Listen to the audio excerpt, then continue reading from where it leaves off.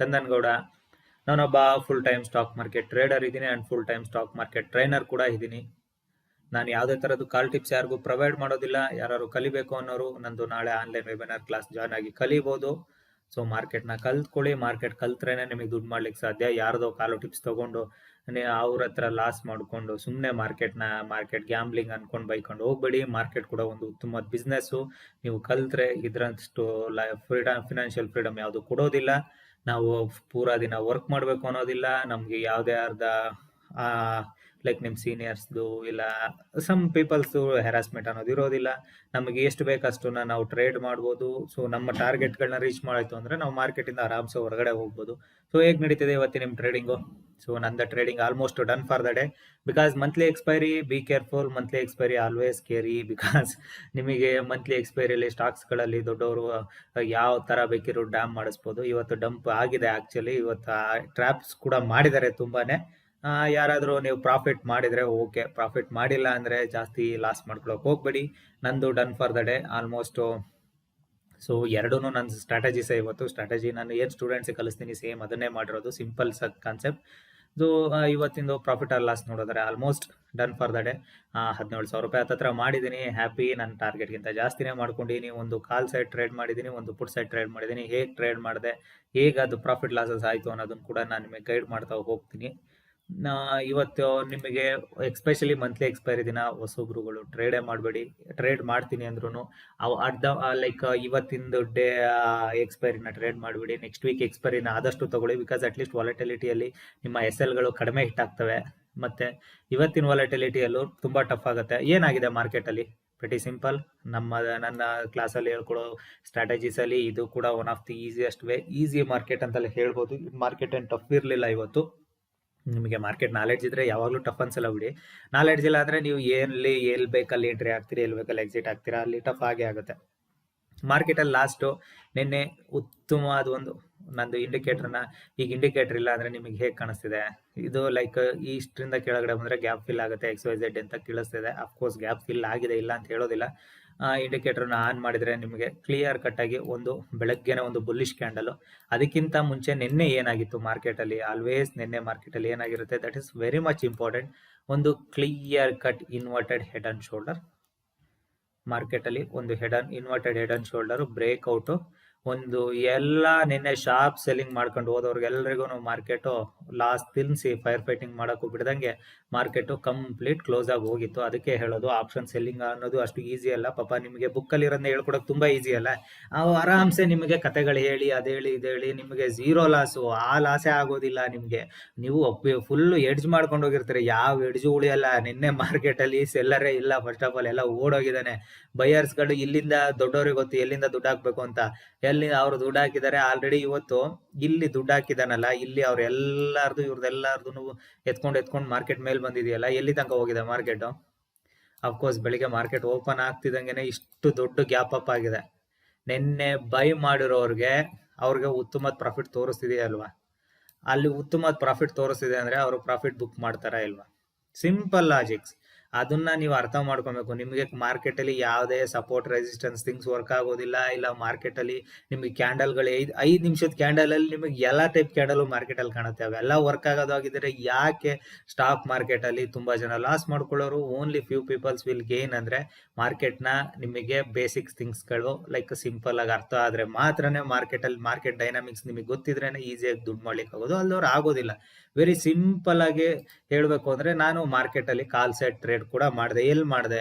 Market ಇಲ್ಲಿ ಬಂದು ಇಲ್ಲಿ ಆಲ್ರೆಡಿ ಸ್ವಲ್ಪ ಪ್ರಾಫಿಟ್ ಬುಕ್ಕಿಂಗ್ ಎಲ್ಲ ಆಯ್ತು. ಪ್ರಾಫಿಟ್ ಬುಕ್ಕಿಂಗ್ ಆದ್ಮೇಲೆ ಈ ಕ್ಯಾಂಡಲ್ ಕೂಡ ಫಾರ್ಮ್ ಆಯ್ತು. ಈ ಕ್ಯಾಂಡಲ್ ಫಾರ್ಮ್ ಆದ್ಮೇಲೆ ನಾನು ಸ್ವಲ್ಪ ಇಲ್ಲಿ ಬಂದಾಗ ಒಂದು ಟ್ರೇಡ್ ತಗೊಂಡೆ. ಮಾರ್ಕೆಟ್ ಅಲ್ಲಿ ಕ್ಯಾಂಡಲ್ ಮೂವ್ ಆಯ್ತು, ಬಟ್ ಪ್ರೀಮಿಯಂ ಮೂವ್ ಆಗಲಿಲ್ಲ. That's okay. ನಿಮಗೀಗ ಪ್ರೀಮಿಯಂ ಮೂವ್ ಆಗ್ತಿಲ್ಲ ಅಂದಾಗ ಇಲ್ಲ ನನಗೆ ಪ್ರೀಮಿಯಂ ಹೋಗುತ್ತೆ ಅಂತ ಜಿದ್ದಿಗೆ ಬಿದ್ದು ಮಾರ್ಕೆಟ್ ಅಲ್ಲಿ ರಿವೆಂಜ್ ತಗೊಳ್ಳಿಕ್ಕಾಗಲ್ಲ. ಮಾರ್ಕೆಟ್ ಸ್ಲೋಲಿ ರಿಟ್ರೆಸ್ ಆಗ್ಲಿಕ್ಕೆ ಸ್ಟಾರ್ಟ್ ಆಯ್ತು. It's clear cut confirm market is going to be sideways ಅಂತ ಗೊತ್ತಾಗ್ತಿದೆ. ನಾನು call side position almost small profit ಅಲ್ಲಿ ಎಕ್ಸಿಟ್ ಆಗಿ ವೆಯ್ಟ್ ಮಾಡ್ತಿದೆ.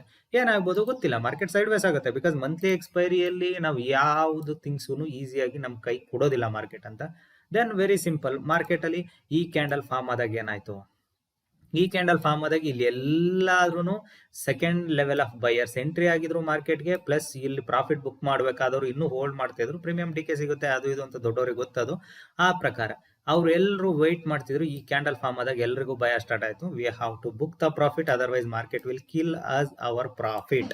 ಅದು ಅವ್ರಿಗೆ ಕ್ಲಿಯರ್ ಆಗಿ ಗೊತ್ತಿದ್ರಿಂದ ಆರಾಮ್ಸೆ ಅವ್ರುಗಳು ಪ್ರಾಫಿಟ್ ಬುಕ್ ಮಾಡಿದ್ರು. ಮಾರ್ಕೆಟ್ ಅವರು ಪ್ರಾಫಿಟ್ ಬುಕ್ ಮಾಡ್ತಾರೆ ಅನ್ನೋದು ಕೂಡ ಗೊತ್ತಿತ್ತು. ಸೊ ನಾನು ಈ ಕ್ಯಾಂಡಲ್ ಫಾರ್ಮ್ ಆಗ್ಬೇಕಾದ್ರೇನೆ ಒಂದು ಕ್ಲಿಯರ್ ಕಟ್ ಡೈರೆಕ್ಷನ್ ಈಸಿ ಇತ್ತು. ಬಟ್ ನಾನು ಆ ಕ್ಯಾಂಡಲ್ಸ್ ಅಲ್ಲಿ ಟ್ರೇಡ್ ಮಾಡಿಲ್ಲ. ನಾನು ಪುಟ್ ಸೈಡ್ ಟ್ರೇಡ್ ಮಾಡಿರೋದು ಈ ಕ್ಯಾಂಡಲ್ ಅಲ್ಲಿ ವೇಟ್ ಮಾಡ್ತಿದ್ದೆ. ಮಾರ್ಕೆಟ್ ಫಾಸ್ಟ್ ಮೂವ್ ಆಗಿದೆ ಅಂದಾಗ ನಾನು ಪ್ರೀಮಿಯಂ ಫಾಸ್ಟ್ ಮೂವ್ ಆಗಿರುತ್ತೆ, I wait for retracement level ಅಲ್ಲಿ ಟ್ರೇಡ್ ತಗೊಂಡೆ. ಆರಾಮ್ಸೆ ನಂದು ಇವತ್ತಿನ ಟಾರ್ಗೆಟ್ ಕೂಡ ಉತ್ತಮವಾಗಿ ಅಚೀವ್ ಆಗಿ ಡನ್ ಫಾರ್ ದ ಡೇ. ಅದಕ್ಕಿಂತ ಜಾಸ್ತಿ ನಾನು ಮಾಡೋ ಅವಶ್ಯಕತೆ ಇಲ್ಲ. ನಿಮಗೆ ಟಾರ್ಗೆಟ್ ಸಿಗ್ತಾ ಡನ್. ನಿಮಗೆ ಅದಕ್ಕಿಂತ ಇನ್ನೇನು ಬೇಕು? ನಾವು ಇಂಟ್ರಾಡೇ ಟ್ರೇಡರು, ನಾವು ಸ್ವಿಂಗ್ ಟ್ರೇಡರ್ಸ್ ಆದ್ರೆ ಈಚ್ ಸ್ವಿಂಗ್ ಅಲ್ಲೂ ನಮಗೆ ಪ್ರಾಫಿಟ್ ಸಿಗುತ್ತೆ, ಲಾಸ್ ಸಿಗುತ್ತೆ. ಯಾಕಂದ್ರೆ ನಾನು ಲಾಸ್ ಕೂಡ ತುಂಬಾ ದೊಡ್ಡದಿರುತ್ತೆ, ಪ್ರಾಫಿಟ್ ಕೂಡ ತುಂಬಾ ಲೆಂತಿ ಆಗಿರುತ್ತೆ ಅನ್ಕೋಬಹುದು. ಇಂಟ್ರಾಡೇ ಟ್ರೇಡ್ ಅಲ್ಲಿ ನನಗೆ ಟಾರ್ಗೆಟ್ ದಿನಕ್ಕಿಷ್ಟ ದುಡ್ಡು ಆಗ್ಬೇಕಿತ್ತು, ನಂದು ಆಯ್ತು. ಅದು ಮಾರ್ಕೆಟ್ ಆಮೇಲೆ ಎಲ್ಲಾರು ಹೋಗ್ಲಿ, ನಾಲೆಡ್ಜ್ ಇಂಪಾರ್ಟೆಂಟ್. ಮಾರ್ಕೆಟ್ ಎಲ್ಲಿಂದ ರಿವರ್ಸ್ ಆಯ್ತು, ರಿವರ್ಸ್ ಅಲ್ಲಿ ಕೂಡ ಟ್ರೇಡ್ ಮಾಡಬಹುದಿತ್ತು, ಇಲ್ಲ ಅಂತ ಹೇಳೋದಿಲ್ಲ ನಾನು. ಈ ಎಕ್ಸಾಕ್ಟ್ ನಿನ್ನೆಯ ಡೇ ಹೈ ಅಂತ ನೀವೇನ್ ಕರಿತೀರಾ, ಅಲ್ಲಿಂದ ರಿವರ್ಸ್ ಆಯ್ತು, ಇಲ್ಲಿಂದ ಟ್ರೇಡ್ ಮಾಡಬಹುದಿತ್ತು ಕಾಲ್ ಸೈಡ್. ನಾನು ಇಲ್ಲಿಂದ ಕಾಲ್ ಸೈಡ್ ಟ್ರೇಡ್ ಮಾಡಲಿಲ್ಲ. ರೀಸನ್ ಇಷ್ಟೇನೆ, ಒಂದು ಶಾರ್ಪ್ ಸೆಲ್ಲಿಂಗ್ ಬರ್ತಾ ಇದೆ. ಸೊ ಇಲ್ಲಿಂದ ಇಷ್ಟು ಪುಲ್ ಬ್ಯಾಕ್ ಆಗುತ್ತೆ ಅನ್ನೋದು ಅನ್ಎಕ್ಸ್ಪೆಕ್ಟೆಡ್ ಥಿಂಗ್, ಅದನ್ನ ನಾವು ಎಕ್ಸ್ಪೆಕ್ಟ್ ಕೂಡ ಮಾಡೋಕ್ಕಾಗೋದಿಲ್ಲ. ಸೊ ಹಾಗಾಗಿ ನಾನು ಇಲ್ಲಿ ಟ್ರೇಡ್ ಮಾಡಲಿಲ್ಲ. ಅದೇ ಅದು ಏನಾದರೂ ಇಲ್ಲಿಗೆ ಬಂದಿದ್ರೆ ಆರಾಮ್ಸೆ ಇಲ್ಲಿಂದ ಕಾಲ್ ಸೈಡ್ ಟ್ರೇಡ್ ತಗೊಳ್ತಿದೆ. ಮಾರ್ಕೆಟ್ ಇಲ್ಲಿಂದ ಟ್ರಾವೆಲ್ ಮಾಡ್ಕೊಂಡ್ ಬಂದಿದೆ, ಅಗೇನ್ ಒಂದು ಪ್ರಾಫಿಟ್ ಬುಕ್ಕಿಂಗ್ ಬರೋ ಚಾನ್ಸಸ್ ಇದೆ ಅಂತ.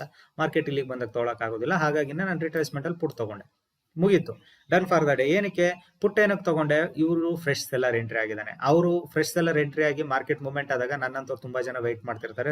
ಸ್ವಲ್ಪ ರಿಟ್ರೇಸ್ಮೆಂಟ್ ಕೊಟ್ರೆ will go for selling side ಅಂತ.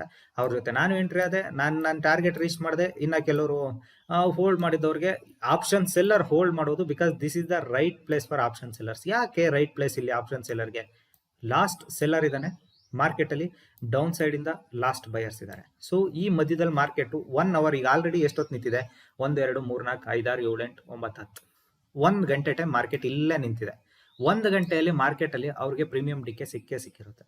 ಸೊ ಇನ್ನೊಂದು 10-15 ನಿಮಿಷ, ಅರ್ಧ ಗಂಟೆ, 1 ಗಂಟೆ ಮಾರ್ಕೆಟ್ ನಿಲ್ತು ಅಂದ್ರೆ ಅವ್ರದ್ದು ಇವತ್ತಿನ ಉತ್ತಮ ಪ್ರಾಫಿಟ್ ಆಗೋಗುತ್ತೆ. ಬಿಕಾಸ್ ಶಾರ್ಪ್ ಸೆಲ್ಲರ್ ಇದ್ದಾನೆ, ಶಾರ್ಪ್ ಬಯರ್ ಇದ್ದಾನೆ, ಮಧ್ಯದಲ್ಲಿ ನಿಂತಿದೆ. Then market will decide, either it will go upside, either it will go downside. ಅದನ್ನ ಅದಾದ್ಮೇಲೆ ಮಾರ್ಕೆಟ್ ಡಿಸೈಡ್ ಮಾಡೋದು. ಸೊ ಅದು ನಿಮಗೆ ಗೊತ್ತಿರಬೇಕು. ಆಪ್ಷನ್ ಸೆಲ್ಲಿಂಗ್ ಎಲ್ಲಿ ಮಾಡಬೇಕು ಅನ್ನೋದು ಗೊತ್ತಿರಬೇಕು, ಆಪ್ಷನ್ ಬೈಯಿಂಗ್ ಎಲ್ಲಿ ಮಾಡೋದು ಅಂತ ಗೊತ್ತಿರಬೇಕು. ಎರಡು ಗೊತ್ತಿದ್ರೆ ಮಾರ್ಕೆಟ್, ಇಲ್ಲ ಅಂದ್ರೆ ನೀವು ಸುಮ್ಮನೆ ಲೈಕ್ ಯಾರೋ ನಿಮಗೆ ಬುಕ್ಕಲ್ಲಿರೋ ಥಿಯರಿ ಹೇಳೋರ ಹತ್ರ ಹೋಗಿ ಕುತ್ಕೊಂಡು, ಸರ್ 4 ದಿನ 5 ದಿನ ಆಫ್ಲೈನ್ ಕ್ಲಾಸು ಸರ್, ನಾವು ಆಫ್ಲೈನ್ ಕ್ಲಾಸಲ್ಲಿ ನಿಮಗೆ 0 ಲಾಸು ಸರ್, ಹಂಗೆ ಹಿಂಗೆ ಅಂತೇಳಿ ಪಾಪ ಅವ್ರ ದುಡ್ಡು ಹಾಕಿ ಅವ್ರು ಟ್ರೇಡೇ ಮಾಡಲ್ಲ, ನಿಮ್ಮ ಎಮೋಷನ್ ಜೊತೆ ಪ್ಲೇ ಮಾಡ್ತಾರೆ, ಕಳಿಸ್ಕೊಡ್ತಾರೆ. ಅಂಥವ್ರ ಹತ್ರ ಹೋಗಿ ನೀವು ಆಪ್ಷನ್ ಸೆಲ್ಲಿಂಗ್ ಆರು ಮಾಡಿ, ಬೈಯಿಂಗ್ ಆರು ಮಾಡಿ, ಏನ್ ಮಾಡಿದ್ರು ನೀವು ದುಡ್ಡು ಮಾಡೋಕ್ಕಾಗಲ್ಲ. ಮಾರ್ಕೆಟ್ನ ಎಷ್ಟು ಸಿಂಪಲ್ ಆಗಿ ನೋಡ್ತೀರಾ. ಈಗ ಏನಾಗ್ಬೋದು ನೆಕ್ಸ್ಟ್ ಮಾರ್ಕೆಟ್ ಅಲ್ಲಿ? ಶಾರ್ಪ್ ಸೆಲ್ಲರ್ ಇರೋದ್ರಿಂದ, ಶಾರ್ಪ್ ಬೈಯರ್ ಕೂಡ ಇರೋದ್ರಿಂದ ಮಾರ್ಕೆಟ್ ಮಿಡ್ ಅಲ್ಲಿ ಇದೆ. ಆಪ್ಷನ್ ಸೆಲ್ಲರ್ಸ್ ಗಳ ಡಿಕೆ ಅಲ್ಲಿ ಇದೆ, ಬಿಕಾಸ್ ಇಲ್ಲಿ ಸ್ಟ್ರಾಡಲ್ ತುಂಬಾ ಆಗಿರ್ತವೆ. ಇನ್ನೊಂದು ಅರ್ಧ ಗಂಟೆ ಕಳೆದ್ರೆ ಇನ್ನೂ ಸ್ಟ್ರಾಡಲ್ ಜಾಸ್ತಿ ಆಗ್ತವೆ. ಆಮೇಲೆ monthly expiry, monthly stocks will decide either it's going to be trendy or going down or mid ಅಲ್ಲೇ ಕ್ಲೋಸ್. ಮೂರಲ್ಲಿ ಯಾವ್ದಾದ್ರು ಒಂದು ಆಗ್ಲೇಬೇಕಲ್ಲ ಮಾರ್ಕೆಟ್ ಅಲ್ಲಿ, ಸಿಂಪಲ್ ಅಲ್ಲ ಹೇಳಲಿಕ್ಕೆ. ಸೊ ನಿಮ್ಗೆ ಯಾವ್ದಾರು ಒಂದಾಗುತ್ತೆ. ಬಟ್ ಎಸ್, ಬೈಯಿಂಗ್ ಪ್ರೆಷರ್ ಇದೆ, ರೋಲ್ ಓವರ್ ಯಾವ ಕಡೆಗೆ ಆಗುತ್ತೆ ಅನ್ನೋದು ಗೊತ್ತಿಲ್ಲ. ನಾನು ಈಗರ್ಲಿ ವಾಚ್ ಮಾಡ್ತಾ ಇದ್ದೀನಿ 3 ಗಂಟೆವರೆಗೂ, ಬಿಕಾಸ್ ಟ್ರೇಡ್ ಮುಗಿದಿದೆ. ಟ್ರೇಡ್ ಮುಗಿದ್ರು ನಾನು ಒಬ್ಬ ಟ್ರೇಡರ್ ಆದ್ರಿಂದ ನಾನು ಕಂಪ್ಲೀಟ್ ಆಗಿ ಚಾರ್ಟ್ ನ ವಾಚ್ ಮಾಡ್ತೀನಿ. ಹಾಗಾಗಿನೇ ನನಗೆ ಚಾರ್ಟ್ ಪ್ಯಾಟ್ರನ್ಸ್ ಈಸಿ ಆಗೋದು. ಮಾರ್ಕೆಟ್ ರನ್ ಆಗೋದು ಬಂದು ಚಾರ್ಟ್ ಪ್ಯಾಟ್ರನ್ಸ್ ಇಂದ ಪ್ಲಸ್ ಬಿಗ್ ಪ್ಲೇಯರ್ಸ್ ಗಳ ಎಂಟ್ರಿ ಅಂಡ್ ಎಮೋಷನ್ಸ್ ಇಂದ ನಾವು ಹೊರತು ನಿಮಗೆ ಯಾವುದೇ ತರಹದ 1 ಮಿನಿಟ್ 5 ಮಿನಿಟ್ ಕ್ಯಾಂಡ್ಲ್ಗಳಿಂದ ಮಾರ್ಕೆಟ್ ರನ್ ಆಗೋದಿಲ್ಲ. ಅದು ನಿಮ್ಗೆ ಅರ್ಥ ಆಗ್ಬೇಕು. ಅದು ಅರ್ಥ ಆಗೋವರೆಗೂ ನೀವು ಮಾರ್ಕೆಟ್ ಅಲ್ಲಿ ಟ್ರೇಡರ್ ಆಗ್ಲಿಕ್ಕೆ ಸಾಧ್ಯ ಇಲ್ಲ. ಎಲ್ಲಿ ತನಕ ನೀವು ಪ್ರಾಪರ್ ಥಿಂಗ್ಸ್ ನ ಮಾರ್ಕೆಟ್ ಅಲ್ಲಿ ಅರ್ಥ ಮಾಡ್ಕೊಡಲ್ಲ, ಅಲ್ಲಿ ತನಕ ಮಾರ್ಕೆಟ್ ಅಲ್ಲಿ ನೀವು ಇವತ್ತು 10 ರೂಪಾಯಿ ಮಾಡಿದ್ರೆ ನಾಳೆ 10 ರೂಪಾಯಿ ಸೇರ್ಸ್, ಇನ್ನು 10 ರೂಪಾಯಿ ಸೇರ್ಸ್ ಕಳಿತೀರಾ ಮಾರ್ಕೆಟ್. ಅದು ನಿಮಗೆ ಗೊತ್ತಿರಬೇಕು. ಮಾರ್ಕೆಟ್ ಅಲ್ಲಿ ಕನ್ಸಿಸ್ಟೆನ್ಸಿ ದುಡ್ಡು ಮಾಡಬೇಕು ಅಂದ್ರೆ ನಿಮಗೆ ಫಸ್ಟ್ ಎಮೋಷನಲ್ ಟ್ರೇಡರ್ ಆಗಬೇಕು. ಪ್ಲಸ್ ಮಾರ್ಕೆಟ್ ಓಪನ್ ಆಗಕ್ಕೆ ಮುಂಚೆ ನಿಮ್ಮ ಮೈಂಡ್ ಯಾವತ್ತೂ ಥಿಂಕ್ ಮಾಡಬಾರ್ದು, ನಾನು ಇವತ್ತು ಬೈಂಗೆ ಹೋಗ್ತೀನಿ, ನಾನು ಇವತ್ತು ಸೆಲ್ಲಿಂಗ್ಗೆ ಹೋಗ್ತೀನಿ ಅಂತ. ಮಾರ್ಕೆಟ್ ಯಾವ ಕಡೆ ಹೋಗ್ತೀನಿ ಅಂತ ಹೇಳ್ತಿದೆ, ನಾನು ಆ ಕಡೆ ಪೊಸಿಷನ್ ಮಾಡ್ತೀನಿ ಅಷ್ಟೇ. ಅದನ್ನ ನೀವು ಕಲ್ತ್ರೆ ಇಂಟ್ರಾಡೇ ಅಲ್ಲಿ ತುಂಬಾ ಈಸಿ ಮನಿ ಮಾಡ್ಕೊಂಡು ಲೈಫ್ನ ಎಂಜಾಯ್ ಮಾಡ್ಬೋದು. ಸೊ ಅದನ್ನ ನೀವು ಅರ್ಥ ಮಾಡ್ಕೊಳ್ಳಿ. ಮಾರ್ಕೆಟು ತುಂಬ ಟಫ್ ಅಲ್ಲ. ಮಾರ್ಕೆಟಲ್ಲಿ ಕನ್ಸಿಸ್ಟೆನ್ಸಿ ಮನಿ ಬೇಕಾ, ನಿಮ್ಮ ಮೈಂಡ್ ಸೆಟ್ ಕೂಡ ಕನ್ಸಿಸ್ಟೆನ್ಸಿ ಆಗಿರಬೇಕು. ಗ್ಯಾಮ್ಲಿಂಗ್ ಬಿಡಿ, ಟ್ರೇಡರ್ ಆಗಿ. Trading is a pure business. It's a probability business ಇರ್ಬೋದು, but it's a pure business. ನಿಮಗೆ ಬೇರೆ ಕಡೆ ಎಲ್ಲೇ ಹೋದ್ರೂ ಕಸ್ಟಮರ್ ಓರಿಯೆಂಟೆಡ್ ಜಾಸ್ತಿ ಇರುತ್ತೆ. ಟ್ರೇಡಿಂಗ್ ಅಲ್ಲಿ ಕಸ್ಟಮರ್ ಓರಿಯೆಂಟೆಡ್ ಅನ್ನೋದಿಲ್ಲ. ನಿಮ್ಮ ಸ್ಕಿಲ್ ಮೇಲೆ ನೀವು ದುಡ್ಡು ಮಾಡ್ತೀರಾ. ಸೊ ಹಾಗಾಗಿನೇ ಕಲೀರಿ ಮಾರ್ಕೆಟ್ನ. ಯಾರು ಕಲಿಬೇಕು ಅನ್ನೋರು ಇದ್ರೆ ನಂದು ಆನ್ಲೈನ್ ವೆಬಿನಾರ್ ಕ್ಲಾಸ್ ಜಾಯ್ನ್ ಆಗಿ ಕಲಿಬಹುದು. ನಿಮ್ ನಾಳೆ ಆ ವೆಬಿನಾರ್ ಕ್ಲಾಸ್ ಇದೆ. ಫೀಸ್ ಕೂಡ ತುಂಬಾ ಕಡಿಮೆ ಇದೆ. ನಿಮ್ಮ ಸ್ಟಾಪ್ ಲಾಸ್ಗಳು ಏನು ಅಲ್ಲ ಅದಕ್ಕೆ. ಸೊ ಹಾಗಾಗಿ ಕಲ್ತ್ಕೊಳ್ಳಿ. ಮಾರ್ಕೆಟ್ನ ಕಲ್ತಷ್ಟು ನಿಮಗೆ ಲಾಸಸ್ ಕಡಿಮೆ ಆಗ್ತವೆ, ಪ್ರಾಫಿಟ್ ಜಾಸ್ತಿ ಆಗ್ತಾ ಹೋಗುತ್ತೆ. ಸ್ವಾದಿಷ್ಟತೆಯ ಸ್ವಾದ, ತಾಜಾತನದ ಆಹ್ಲಾದ, ಉತ್ತಮ ಆರೋಗ್ಯ ಮತ್ತು ಹೆಚ್ಚಿನ ರೋಗ ನಿರೋಧಕ ಶಕ್ತಿಯ ವೃದ್ಧಿಗೆ ಈಗ ನಿಮಗೆ ಸಿಗುತ್ತಿದೆ ಉತ್ತಮ ಗುಣಮಟ್ಟದ ಪೌಷ್ಟಿಕಾಂಶ Shri Vaidik millet health mix. ಇದು ಸಿರಿಧಾನ್ಯಗಳ ಸಂಪತ್ತು.